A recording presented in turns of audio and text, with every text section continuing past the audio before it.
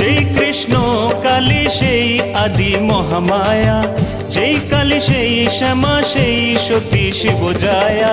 বলো মন কালী কালী রাখো মন শ্যামা মায়ে, ভজ মন কালী কালী মজ মন রাঙা পায়ে।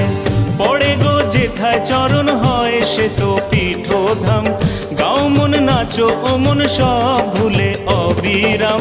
বলো মন কালী কালী রাখো মন শ্যামা মায়ে, ভজ মন কালী কালী মজ মন রাঙা পায়ে।